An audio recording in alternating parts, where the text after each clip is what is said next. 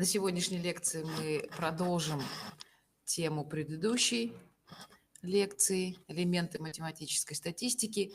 Напомню, что мы остановились на двух основных методах изучения статистических совокупностей, то есть больших массивов данных. Это сплошной метод и метод выборочный. Выборочный метод, в частности, считается основным методом изучения статистических совокупностей, и заключается он в том, чтобы получить возможность по свойствам выборки судить о числовых характеристиках генеральной совокупности, недоступной для изучения генеральной совокупности или очень большой, или требующий каких-то огромных вложений для получения объективной информации. В общем, так или иначе, статистики прибегают чаще всего именно к выборочному методу изучения тех или иных объектов, характеристик этих объектов. В медицине, в частности, выборочный метод – это основной метод изучения. То есть изучает некоторую часть, допустим, пациентов, некоторую часть специально отобранную часть оценивают, и данные с этой выборочной совокупности переносят на всех остальных пациентов, для которых характерен тот или иной признак, по которому они были отобраны.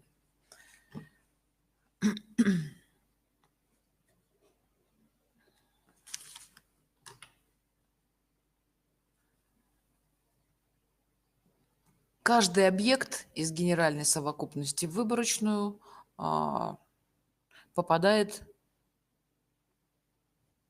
при выполнении двух условий. Первое условие для попадания в выборочную совокупность – это типичность. И очень коротко, я, по-моему, на предыдущей лекции об этом говорила. Типичность, которая означает, что в выборку должны входить те объекты, которые типичны, то есть равнозначны для всей генеральной совокупности. Объективность выборки означает прежде всего случайный выбор вариант при составлении выборки. То есть выборочную совокупность, варианты, то есть объекты попадают, самое главное, случайным, не субъективным образом. Отбор из генеральной совокупности в выборочную может вестись различными методами. Об этих методах подробнее говорят на практических занятиях. Это может быть, например, метод лотереи, метод жеребьевки, или раньше пользовались, например, методом случайных таблиц. В настоящее время, например, в медицинских исследованиях объективность выборки проверяется, так скажем, субъективными методами. То есть, несмотря на то, что очень мало чаще всего объектов достается исследователю в медицинских исследованиях, проверить и убедить других в том, что каждый объект из генеральной совокупности попадает случайным образом, это одна из задач исследователя.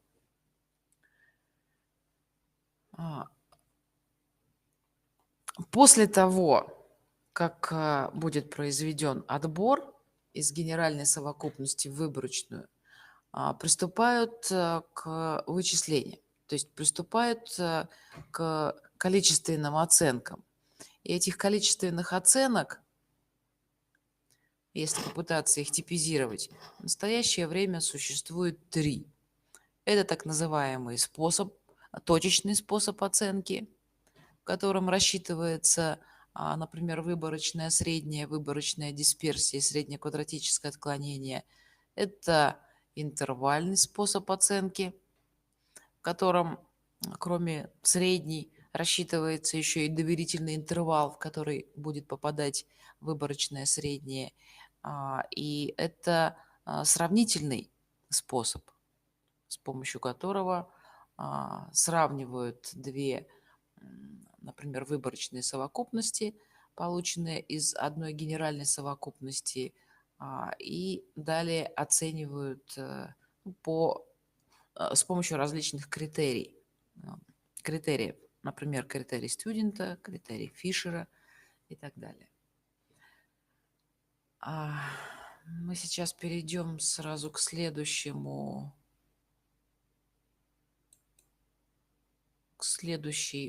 презентации, чтобы не передергивать больше.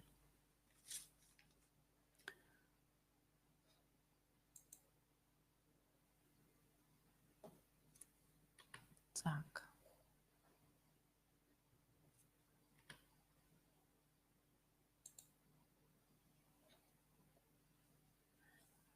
Начинаем изучать количественные оценки генеральной совокупности по выборке с точечной оценки. Вот точечная оценка у вас написано было, предполагает расчет среднего значения, предполагает нахождение средней дисперсии и среднего квадратического отклонения. Выборочные характеристики, запишите и запомните, разумеется, являются характеристиками приближенными. То есть все оценки, которые мы получаем с помощью выборки, это оценки, которые всегда будут отклоняться от оценок генеральной совокупности. То есть как бы хорошо мы не отобрали варианты из генеральной совокупности в выборочную, всегда, когда соответствие неполное, допускается и наблюдается чаще всего ошибка. Поэтому выборочные характеристики – это характеристики приближенные. Выборочная средняя характеристика обозначается буквой X средняя и носит название, и точнее может быть рассчитана как средняя арифметическая. Вот она, расчетная формула.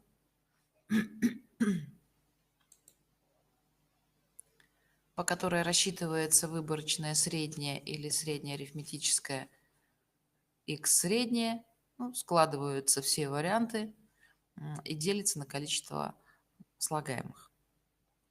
Выборочная дисперсия можно рассчитывать точно так же, как дисперсию, формулу которой мы записывали на прошлом занятии. Вот, можно считать по этой формуле, будет приблизительно то же самое. Ну и, наконец, выборочное среднее квадратическое отклонение. Это все тот же корень квадратный из дисперсии.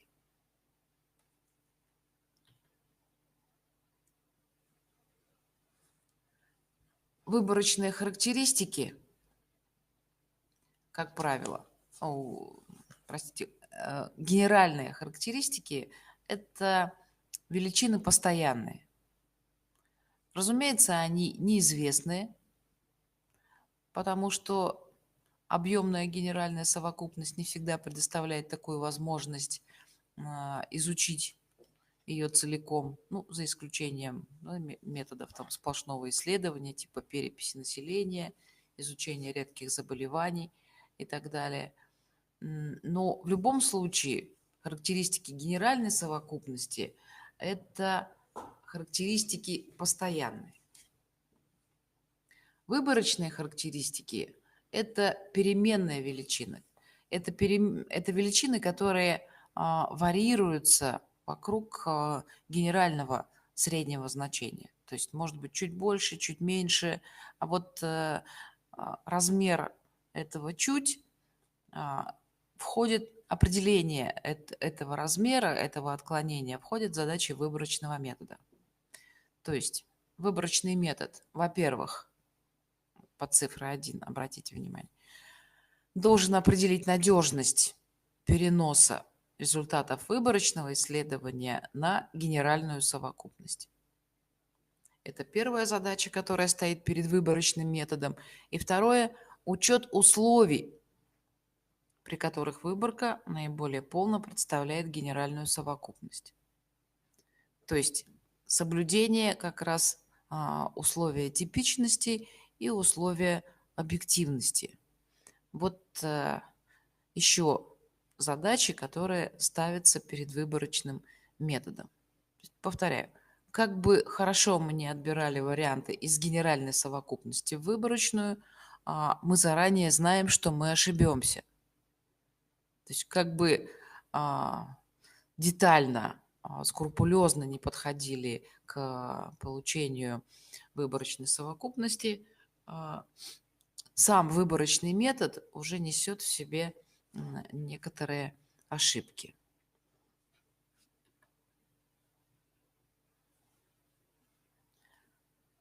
На этом слайде перед вами сопоставлены характеристики выборочной совокупности с характеристиками генеральной совокупности. Ну вот могу заметить, что на место генеральной совокупности иногда можно писать математическое ожидание. То есть среднее значение для всей генеральной совокупности в статистике можно обозначать как математическое ожидание. Мы так и указывали на прошлой лекции, что математическое ожидание – это не что иное, как мера среднего для любого распределения. Так вот, рассчитав выборочную среднюю, x средняя, x чертой она обозначена, если мы уверены в своем выборе, в своих расчетах, мы выборочное среднее переносим на генеральное среднее.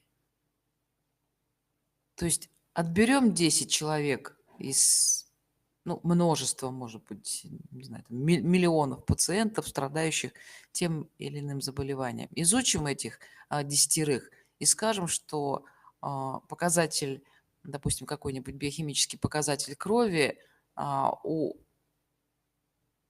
всего массива данных, то есть у всей генеральной совокупности, составляет вот приблизительно столько, сколько нам показывает выборочное среднее. Точно так же происходит и с дисперсией. Считается дисперсия выборочная и проецируется, то есть переносится на генеральную совокупность. Среднее квадратическое отклонение выборочное на среднее квадратическое отклонение всей генеральной совокупности.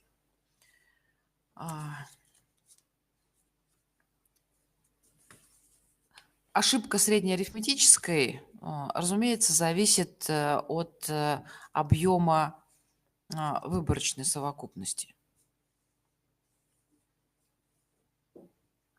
То есть здесь наблюдается такая двойственность. Чем меньше объектов для исследования, тем, например, исследование протекает быстрее, тем оно требует меньших трудозатрат, средств на проведение этого исследования. Но, естественно, мы при этом теряем в точности. То есть чем меньше объем выборки, чем меньше объектов туда попало, тем меньше точность оценки будет генеральной совокупности по этой выборочной характеристике. Для увеличения объема выборки у медиков иногда просто-напросто нет возможностей. То есть нет, допустим, согласия пациентов на проведение того или иного исследования, нет вообще подходящих, не набирается подходящих объектов в достаточном большом количестве. Приходится работать с тем, что есть.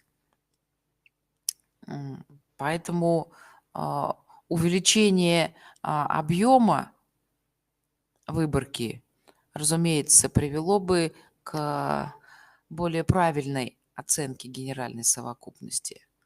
Но, с другой стороны, Если это невозможно, приходится прибегать к другим способам минимизации а, отклонений, ну, даже не отклонений надо говорить, а вот этой неуверенности, нашей неуверенности в том, что мы по выборке оцениваем генеральную совокупность. Итак, перед вами основные формулы для расчета гениальной формулы, для нахождения вообще гениального параметра, параметр, который, не владея всей информацией о генеральной совокупности, тем не менее показывает точность оценки по выборке вот этой генеральной совокупности. Эта величина носит название ошибка среднеарифметической или ошибка репрезентативности. Обозначается эта величина буквой m. Сейчас попробую увеличить. Почему она у меня так плохо получилась? M малая с индексом x среднее. Ну, то есть вот они, эти ошибки у вас указаны 4 раза на этом слайде. Буквой M обозначается ошибка, а индекс x с чертой говорит, что эта ошибка имеет отношение к выборочной средней. То есть ошибка средней арифметической, выборочной средней арифметической.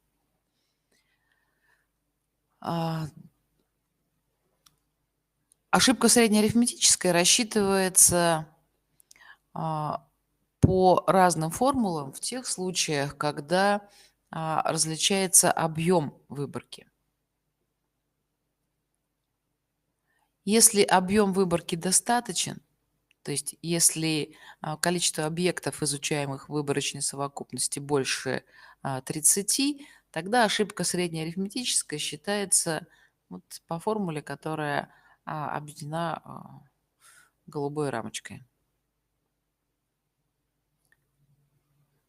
Значит, ошибка среднеарифметической, обратите внимание, зависит от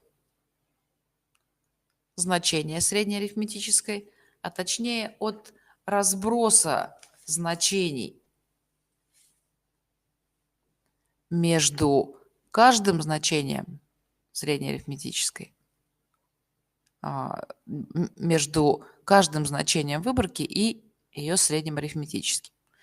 То есть чем дальше друг от друга отстоят количественные характеристики объектов в выборке, тем больше будет ошибка среднеарифметической. То есть чем разнороднее получается выборка, тем больше ошибка. Тем с меньшей уверенностью мы можем переносить данные выборочной совокупности на совокупность генеральную.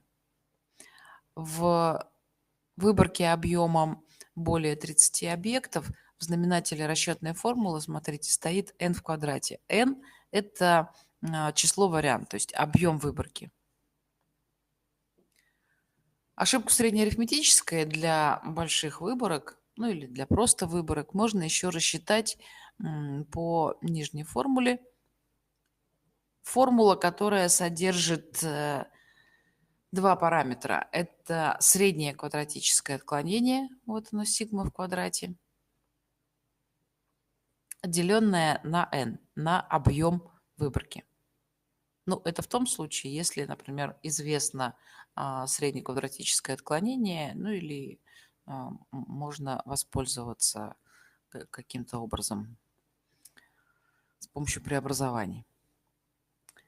Чаще всего медиками используется формула, обозначенная желтой рамочкой. То есть так называемая ошибка среднеарифметическая для малых выборок. То есть вот эту формулу обведите потолще и запомните. Именно по этой формуле придется считать задачу, которая будет представлена в вашей контрольной работе, потому что, повторяю, чаще всего приходится иметь дело с малыми выборками. Малая выборка – это выборка, не превышающая 30 вариант, объем которой не превышает 30 объектов или 30 величин, составляющих эту выборку. Ну, точно так же, как и предыдущая формула, ошибка среднеарифметическая для малой выборки зависит от разброса значений. То есть чем больше вот эти разности, да еще возведенные в квадрат, а потом просуммированные, тем больше будет ошибка среднеарифметической. Но, естественно, ошибка среднеарифметическая будет уменьшаться тогда, когда будет расти объем. Объем выборки. То есть одно дело, когда мы, допустим, 30 умножим на 29, а другое дело, когда мы, допустим, 5 умножим на 4. Это будут другие размеры знаменателя, и, разумеется, это будет другая ошибка. Ошибку ошибку, да, репрезентативности или ошибку среднеарифметической тоже для малых выборок можно рассчитать через среднее квадратическое отклонение, но только при условии, что известно среднее квадратическое отклонение. В знаменателе этой расчетной формулы, да, в отличие от формулы для просто выборок, указана величина еще меньшая, чем в этой формуле. То есть, воспользовавшись этим сравнением, можно видеть, что ошибка среднеарифметическая для малых выборок – это еще большая величина, поскольку здесь уменьшается знаменатель. И в этом случае, и в первом случае, в случае верхней формулы, в случае второй формулы. Вот такие вот замечательные формулы, с которыми придется работать. Я уже сказала, они позволяют оценить точность переноса выборочных данных на генеральную совокупность, не владея полностью информацией об этой самой генеральной совокупности.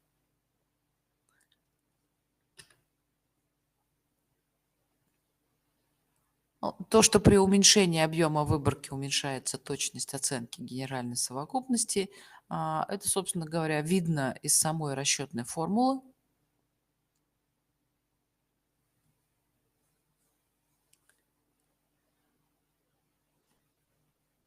Увеличение точности оценки, выборочной оценки за счет увеличения объема, это иногда невыполнимая задача, поэтому приходится принимать как данность. Перед вами порядок решения задачи методом малой выборки. Так и называется этот метод. Это тот самый метод, который вы должны будете продемонстрировать, решая задачу контрольной работы по статистике. В каждом варианте, у каждого из вас будет свой вариант, я имею в виду в группе на практическом занятии, будет предложен свой набор данных, то есть кому-то попадется, допустим, 29 различных значений артериального давления, да, собранного при каких-то определенных условиях, кому-то частота пульса, кому-то рост, кому-то вес и так далее. То есть надо будет работать с разными величинами, но схема решения, естественно, одна. Схема предполагает прежде всего разнесение данных в таблице. То есть у каждого у вас будет указано, что по данным выборочной совокупности это будет далее эти перечисления x1, x2 и так далее, xn. Так вот, по этим данным вам нужно будет оценить генеральную совокупность по имеющимся значениям выборки. То есть вам нужно будет найти математическое ожидание, вам нужно будет найти дисперсию, нужно будет найти сигму. Это все генеральные параметры. То есть средняя генеральная, дисперсия генеральная, среднее квадратическое отклонение генеральное.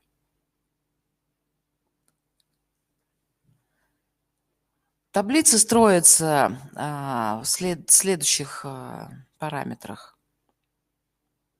Это 4 столбика, порядковый номер, значение x, то есть все значения, которые вы сюда будете переносить. Я уже сказала, у кого-то это будет, допустим, частота пульса от x1 до xn, у кого-то это будет значение роста. В общем, не более 30 значений. Ну, 30 максимум, то есть вот с 1 по 30.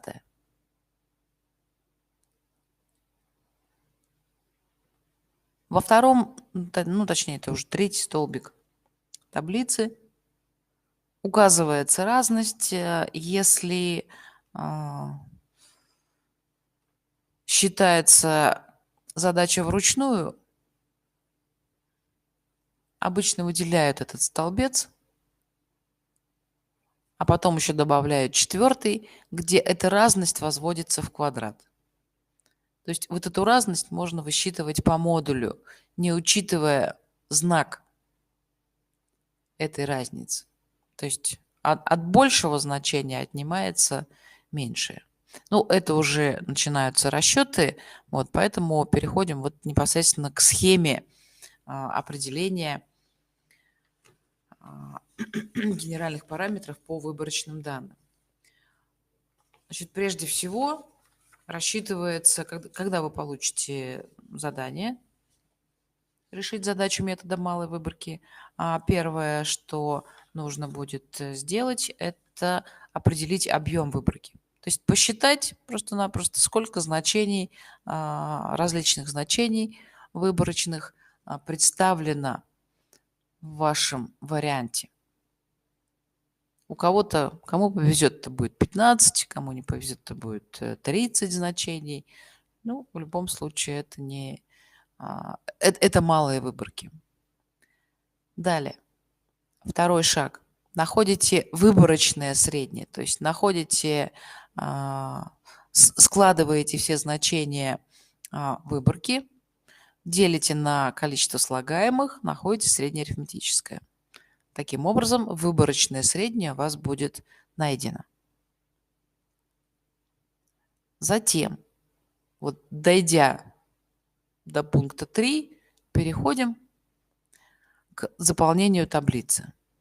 То есть значения от x1 до xn у вас внесены. Далее можно заполнить третий столбик и четвертый. Значение третьего столбика – это разность между средним, среднее, которое уже найдено, и каждым значением. То есть если, допустим, средний рост составляет там 165, а x1 составляет 160, то разница, повторяю, по знаку не важна. То есть пишите 5, в следующем столбике пятерку возводите в квадрат.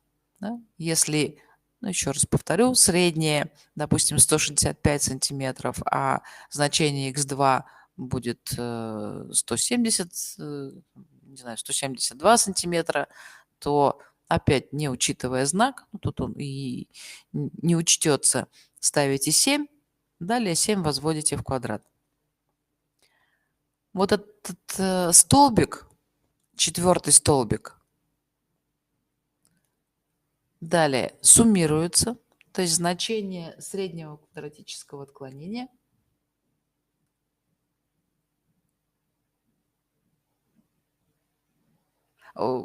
простите, прежде чем рассчитать среднее квадратическое отклонение, нужно найти саму ошибку среднеарифметической, а в расчетной формуле ошибки размещены суммы квадратов отклонений. То есть вот он значок суммы, который означает, что весь четвертый столбик нужно будет складывать.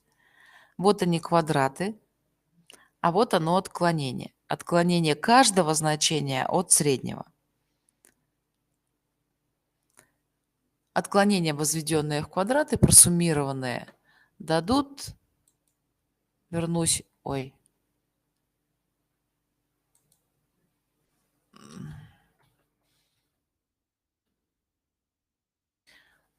дадут нам значение, которое в расчетной формуле ошибки среднеарифметической указано в числителе.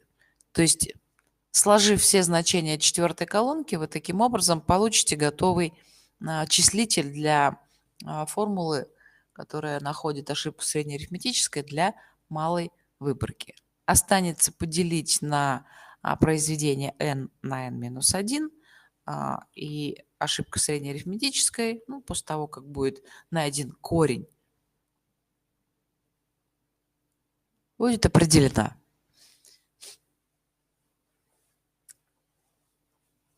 После того, как вами будет найдено значение ошибки среднеарифметической, нужно будет рассчитать среднее квадратическое отклонение. Сигма. Среднее квадратическое отклонение рассчитывается, я уже боюсь листать, рассчитывается вот по этой формуле в данном случае. Среднее квадратическое отклонение, обозначенное сигма, выражается из расчетной формулы, и по найденному значению ошибки среднеарифметической, ну, естественно, по известному значению n определяется размер этого отклонения. Найденное значение сигмы среднего квадратического отклонения позволяет найти дисперсию. Для того, чтобы найти дисперсию, достаточно сигму возвести в квадрат. Ну и, наконец, после того, как рассчитано значение среднего, дисперсии и среднего квадратического, остается сделать соответствующую запись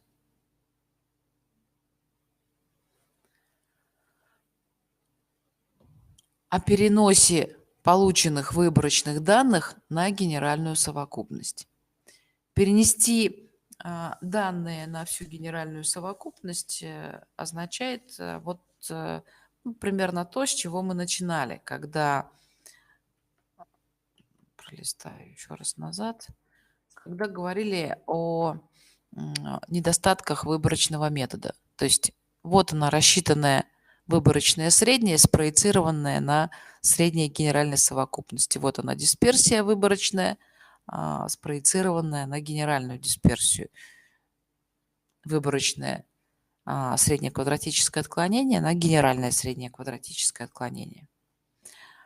Есть некоторые особенности, которые уточняют вот этот самый перенос. То есть не просто мы рассчитали выборочную среднюю, а потом взяли и записали, что это генеральное среднее. Есть дополнительные методы, которые напоминают приблизительно то, как оформляются, допустим, лабораторные работы по физике. Наверняка вы в школе так делали, когда пишется, что среднее значение, когда пишется, что искомое значение находится как среднее значение плюс-минус некий разброс. То есть плюс-минус некое отклонение, там, погрешность, абсолютная там погрешность, относительная погрешность. В общем, не суть важно, но указывается интервал значений, в который может попасть генеральная совокупность. Повторяю, в любом случае, найдя среднюю выборочную совокупность, мы найдем только приблизительную, одну из приблизительных оценок генеральной совокупности. Потому что чуть изменится выбор из генеральной совокупности в выборочную, то есть поменяем объекты. Один из объектов, который был отобран, вернем в генеральную совокупность, или поменяем его на другого допустим, человека, да, при определении, там, не знаю, среднего веса, то тут же поменяются и параметры а, выборочные. То есть тут же поменяется, например, среднее значение. Поэтому чаще всего получаем некий разброс значений, в который должна попадать генеральная совокупность. Ну, в задаче вам нужно будет после того, как вы рассчитаете среднее, ошибку среднеарифметической сигму и дисперсию, записать, ну, вот с неким стандартным образом, что генеральное среднее приближенно равняется выборочному значению среднего, генеральная дисперсия равняется вот той дисперсии, которую вы нашли, генеральная сигма это вот приблизительно то, что вы рассчитали по этой задаче.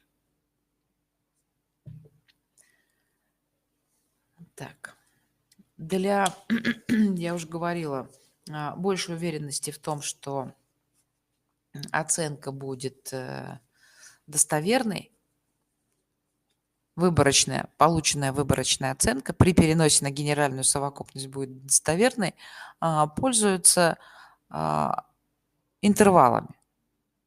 То есть задают некий интервал, в который может попасть генеральное среднее, и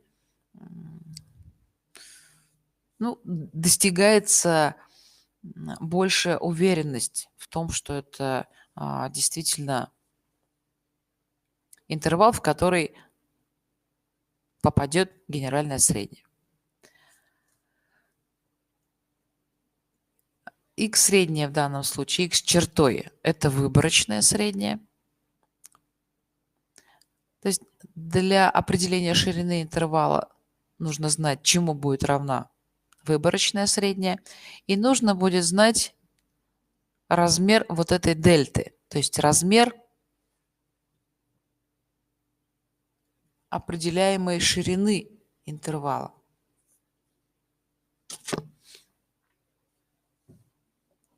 Нижняя граница так называемого доверительного интервала задается как выборочное среднее минус дельта, а верхняя граница определяется как среднее значение плюс дельта, естественно.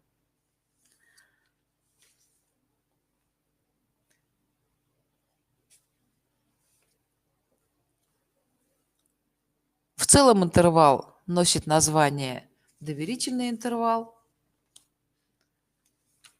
Для определения точных значений этого доверительного интервала, естественно, нужно знать, чему равняется эта дельта. Как можно найти размер этого интервала? Мы переходим ко второму способу оценки генеральной совокупности по выборочным данным, к интервальному способу оценки. Задача интервального оценивания заключается в том, чтобы по данным выборки и заданной доверительной вероятностью найти точность нахождения или попадания параметров генеральной совокупности в найденный определенный интервал.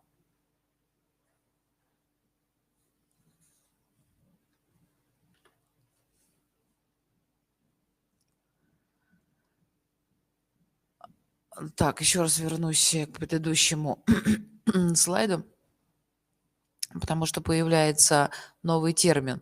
Вот посмотрите, по данным выборки, да, мы делаем интервальную оценку и заданной доверительной вероятностью. Вот эта самая доверительная вероятность означает, что появляется дополнительное условие, дополнительное требование, которое нужно учитывать при расчетах в интервальной оценке. Доверительными вероятностями называют вероятности, достаточные для уверенного суждения о генеральных параметрах, обозначают эти доверительные вероятности буквой P большое с индексом альфа.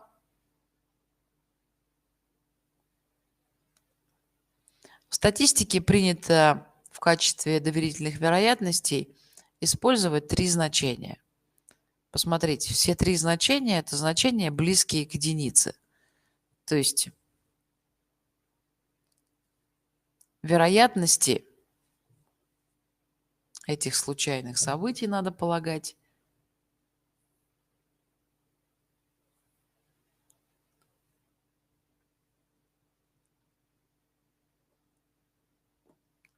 близки к достоверным событиям. То есть к событиям, вероятность которых равна единице. Значит, первая вероятность 0,95, вторая 0,99, ну и 999 тысячных. Доверительные вероятности оговариваются, ну, исходя из требований, исходя из того, с какими объектами приходится работать, оговариваются на начальном этапе исследования. То есть если в эксперименте допустима одна ошибка из 20 опытов, тогда можно и нужно брать первую доверительную вероятность. Если допускается одно отклонение на 100 экспериментов, тогда пользуются второй вероятностью. Ну и, наконец, если предъявляются самые высокие требования к достоверности результатов, тогда выбирается третья вероятность. 0,999 тысячных. Было бы неплохо, если бы в медико-биологических исследованиях пользовались только третьей вероятностью, да, когда допускалось бы одно отклонение на 1000. Ну, повторяю, это достаточно сложно, поэтому в своих расчетах можете обратить внимание на то, что пользуются чаще всего первым значением вероятности 0,95. То есть изначально в самом начале эксперимента мы говорим о том, что да, мы допускаем, что один раз из 20 мы ошибемся. То есть одному пациенту из 20 лекарственное средство не поможет. Будут наблюдаться какие-то другие эффекты. Далее. Вместо доверительной вероятности, наравне с доверительной вероятностью, медики пользуются понятием уровень значимости. Так, я смотрю, у нас уже перерыв должен быть по плану. Давайте сделаем небольшой перерыв.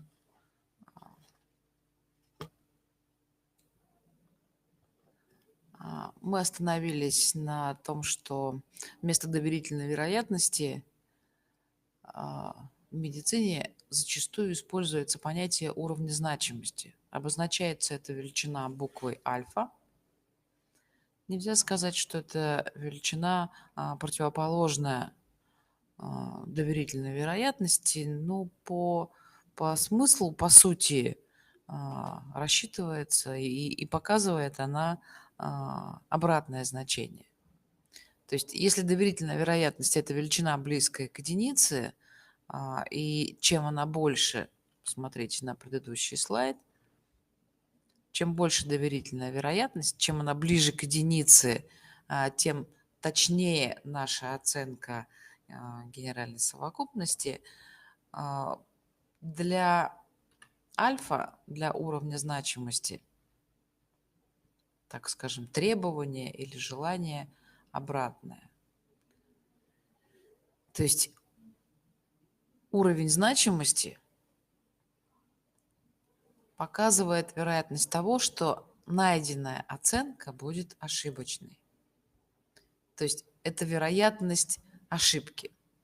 Вероятность, наоборот, не попасть в интервал, выйти за пределы интервала. Вот. Поэтому чем меньше будет альфа, тем точнее, тем достовернее выборочная оценка, оценка генеральной совокупности по выборочным данным. Вот. Ну, стандартное обозначение, я уже сказала, уровня значимости, это буква альфа. Для того, чтобы определить, насколько велик разброс значений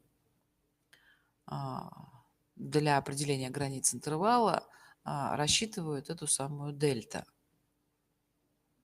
Ширина интервала пропорциональна t, так называемое нормированное распределение, и ошибка среднеарифметической. Ошибка среднеарифметической, ну, это та величина, которую вы будете считать в контрольной работе. Это то, что считается по схеме. А вот t выбирается, исходя, опять же, из требований к эксперименту. То есть если в качестве доверительной вероятности выбрано первое значение доверительной вероятности 0,95, да, и допускается, напомню, одна ошибка из 20, тогда для определения размера интервала берется 1,96. То есть ошибка умножается вот на такой вот, можно сказать, коэффициент. И чем больше, посмотрите, выбрана доверительная вероятность, тем шире становится коэффициент. Да? Посмотрите, для вероятности в 0,999 ширина интервала вот уже пропорциональна коэффициенту 3,29. Эти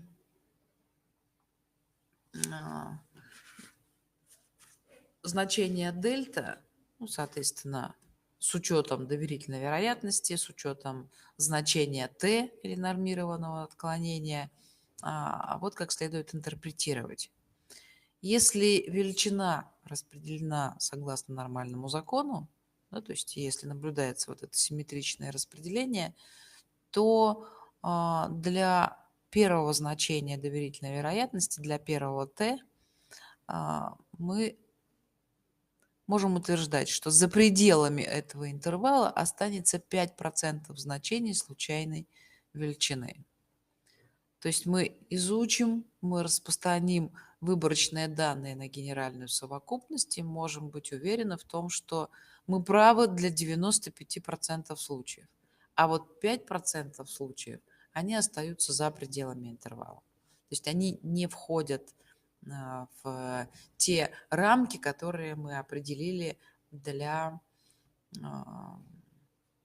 первого уровня значимости.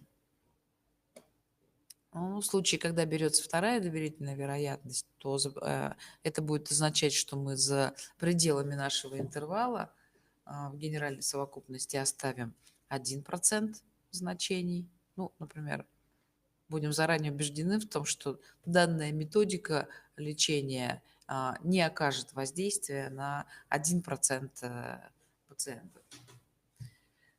Ну и в случае третьего уровня значимости за границами интервала остается 0,1% значения генеральной совокупности.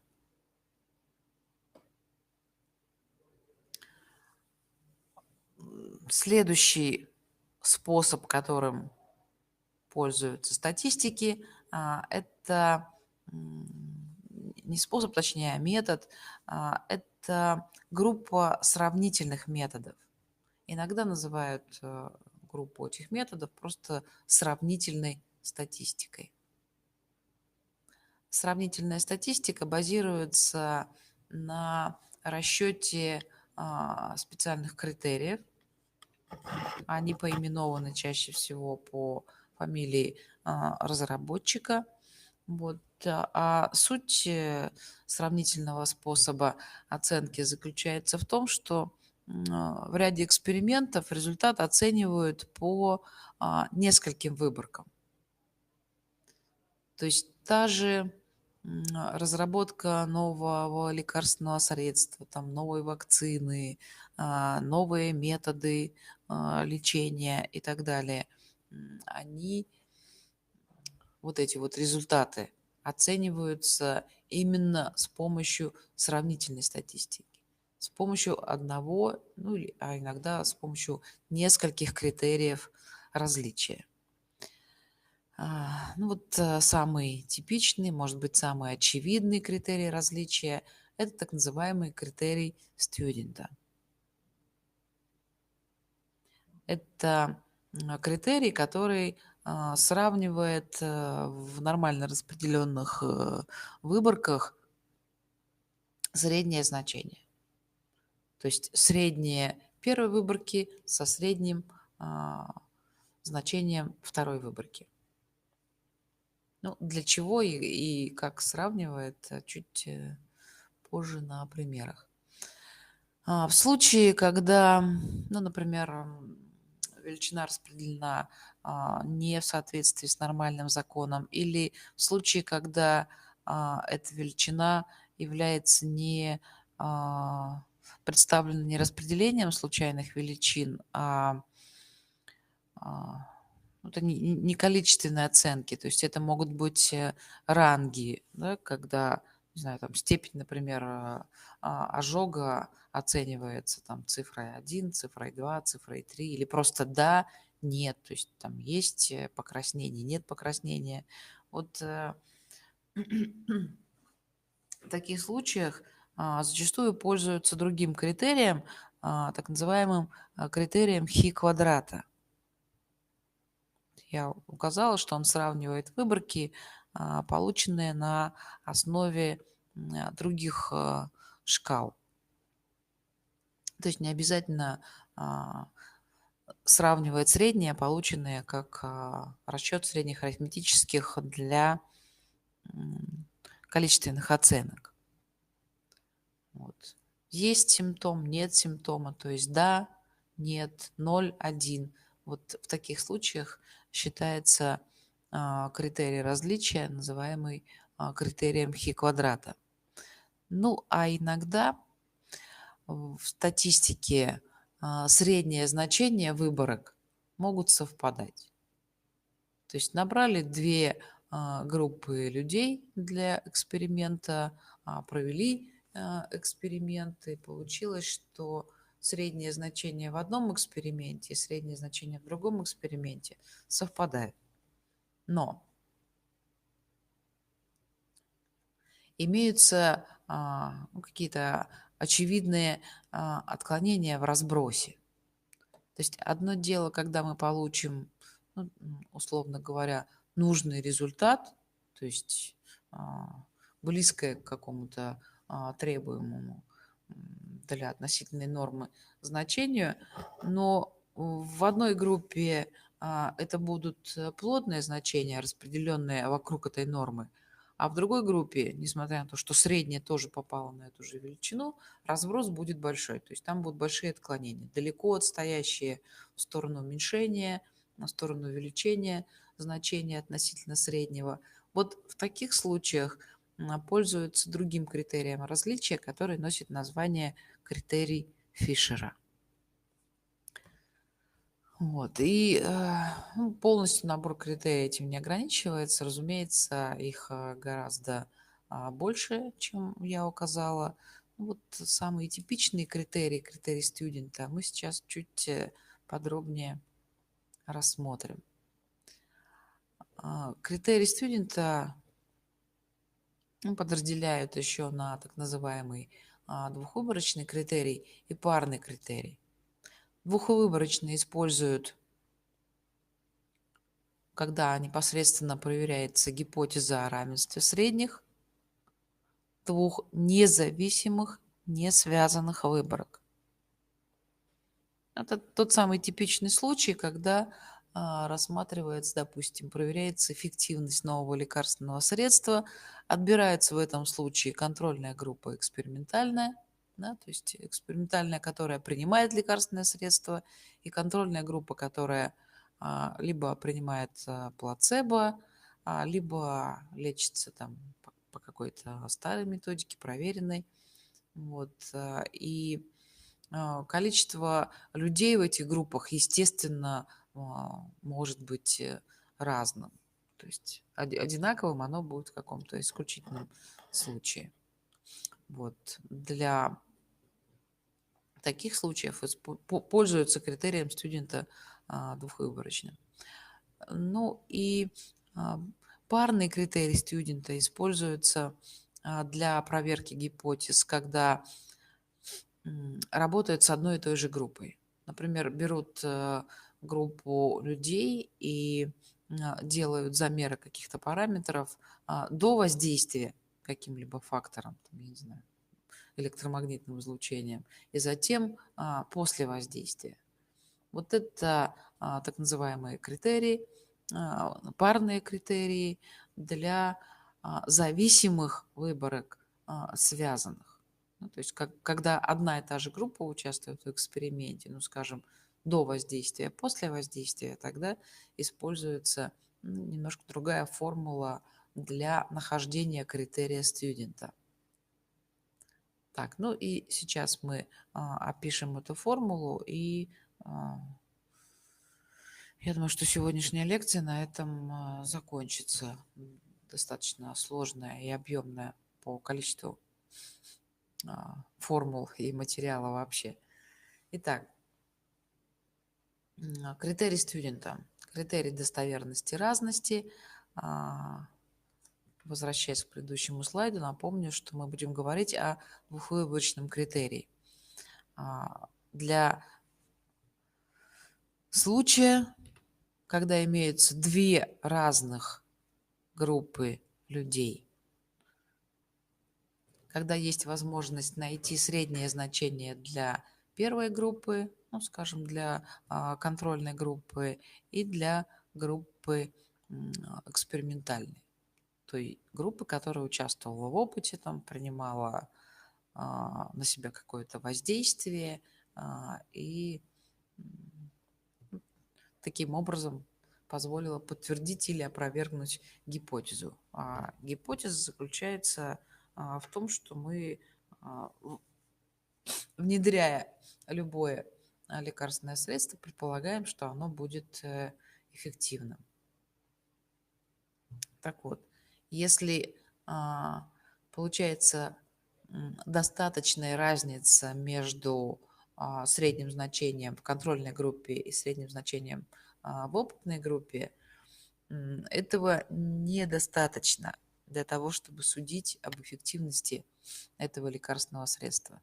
Необходимо, чтобы выполнялось условие. Посмотрите, эффективность методики, новой методики или нового средства будет признана, как сказать, статистически достоверно тогда, когда рассчитанный критерий достоверности разности превысит ну, некое табличное значение критерия студента. Листну на таблицу, которая позволяет рассчитать, найти значение критерия студента. Сейчас это все видно в программе, ну или задается изначально. Так вот, для того, чтобы найти критерий достоверности разности, вот в нашем случае находится среднее значение для первой выборки, находится значение для второй выборки, находится разница между ними, и эта разница делится на корень квадратный из суммы квадратов ошибок средних арифметических. То есть m с индексом x среднее – это ошибки средней арифметической для первой выборки, вот индекс x первая, и для второй выборки с индексом x второе. То есть чем больше ошибки, причем, видите, одна ошибка допустим, только для первой выборки, может влиять на всю расчетную формулу критерия достоверности и разности. То есть если слишком большой разброс в первой выборке, то это может оказать влияние на а, полученные расчеты эксперимента в целом. Для, ну вот, для примера, а,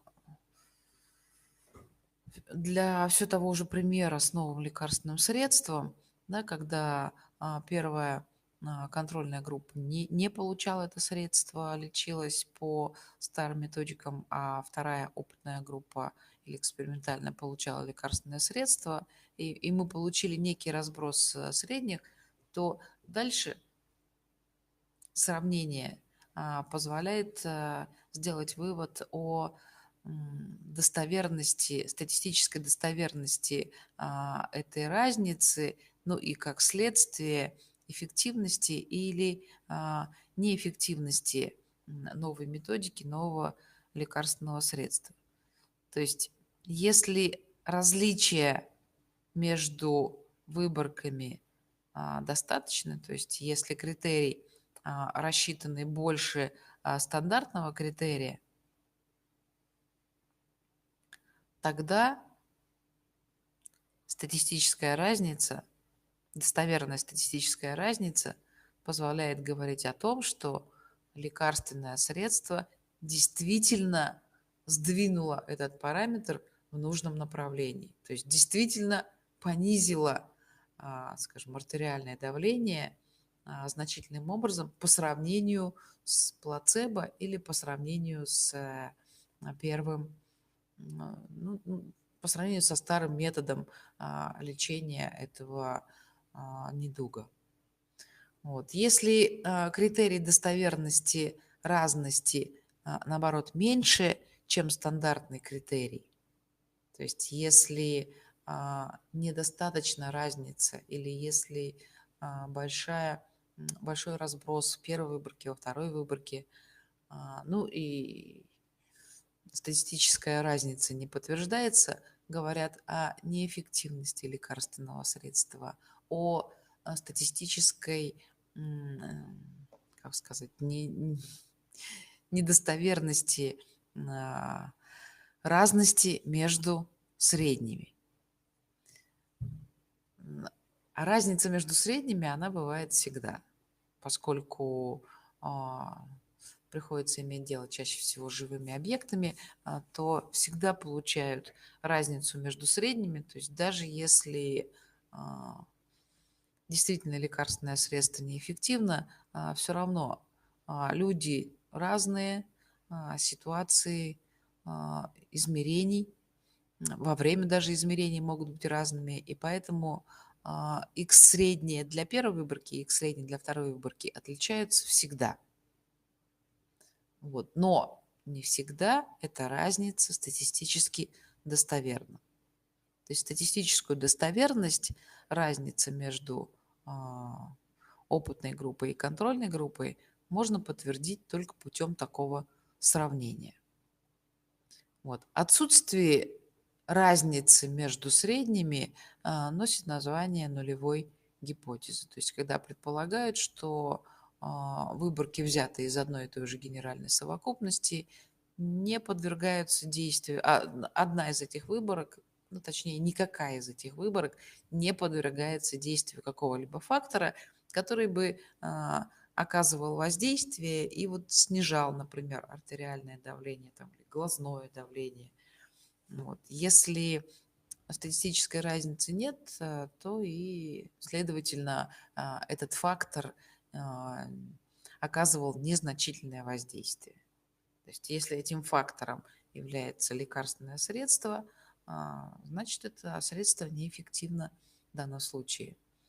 Это средство не оказывает должного влияния для получения статистической разницы. Вот на этом непростом вопросе я предлагаю остановиться. У вас еще будет лекция по в продолжении этих сравнительных методов. Вот, если у вас сейчас есть вопросы, я готова ответить.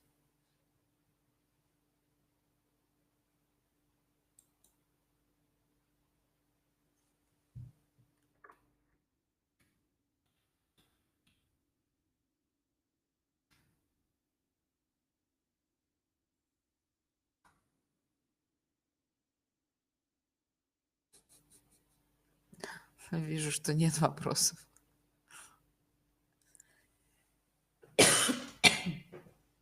Ну, тогда на этом остановимся.